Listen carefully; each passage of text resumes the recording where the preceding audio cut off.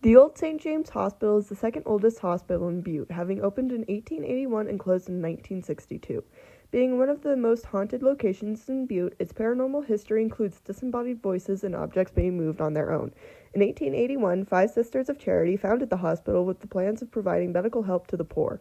A second floor was added in the hospital in 1889, and more floors were added in 1896, 1906, and 1915. In the 1940s, the building was completely rebuilt and remodeled. In 1962, the Old St. James Hospital was abandoned in favor of Butte's Memorial Hospital.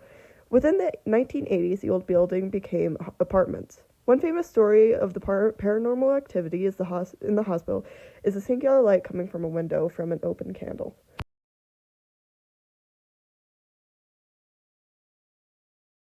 The Dumas brothel opened in 1890 by Joseph and Arthur Nadeau. This old brothel is one of the few remaining buildings allowing us a glimpse into Butte's old red light district.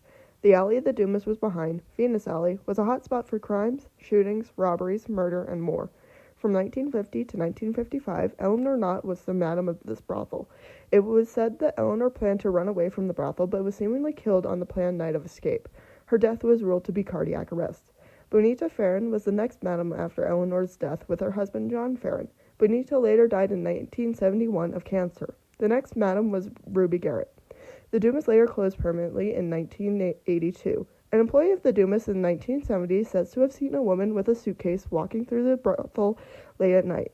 The employee searched the building and found no one else was in the building with her. An artist who painted in one of the rooms of the brothel felt that she was forced to paint the face of an unknown woman. After the artist left the Dumas to go elsewhere, the owner of the building had found the unfinished painting of the unknown woman.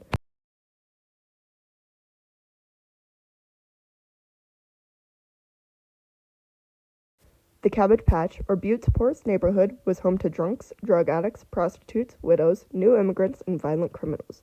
Within the years of 1880 to 1940, the neighborhood seen over 20 murders along with many other crimes of arson, theft, and robbery. One of the most infamous people of the Cabbage Patch was Pete O'Hara, the king of the Cabbage Patch, who ruled the neighborhood with an iron fist. The Cabbage Patch currently resides in the backyard of the Myra building. The upstairs was a small brothel with only a few rooms, while the downstairs was Tony's tin shop. There are only a few shacks left in the neighborhood. One ghost of the old neighborhood is Tess, a girl who had gone to retrieve food for her family but never returned home and was found in an outhouse after being killed by an unknown man. Tess is a ghost who seems to reach out to many people, mainly mothers and young children. People who visit the old home often leave something behind: dolls, money, jewelry, and food.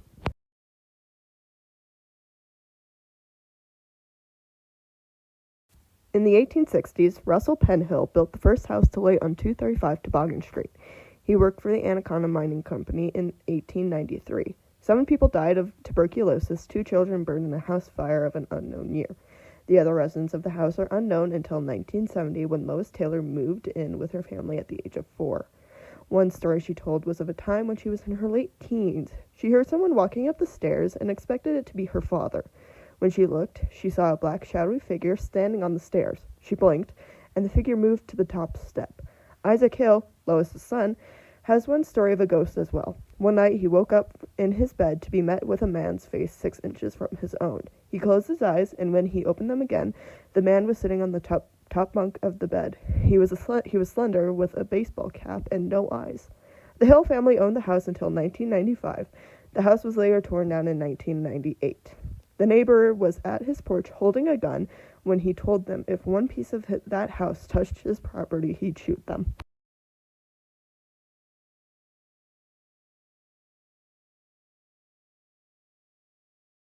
The Clark Chateau was built in 1898 by William A. Clark for his son Charles Clark and his new wife Catherine. The chateau is said to be based on a French chateau that Charles and Catherine saw on their honeymoon. Charles and Catherine lived in the chateau until 1902, when they moved to California after a bribery scandal. From 1906 to 1910, the chateau was sold to many prominent Butte families. From 1917 to 1919, chateau was leased to Butte College of Music. While it is unknown if the house is haunted or not, many people who visit the chateau say there is an odd activity, specifically on the 3rd floor.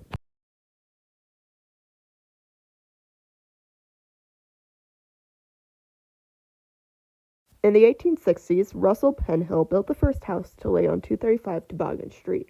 He worked for the Anaconda In 1860, Penhill, I didn't even say his first name!